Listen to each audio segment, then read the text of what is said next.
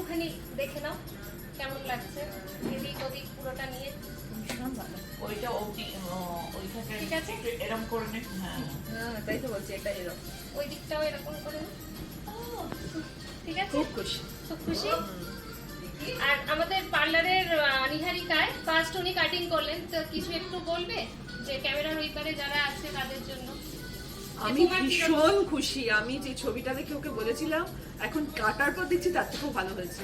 আমি ভাবতে পারিনি আমার এত ভালো হবে। আমার চুল খুব পাতলা, তবু আমি তাই সবাইকে বলছি একবার অন্তত নিহারিকায় আসতে। আমি তো আসবোই। Thank you.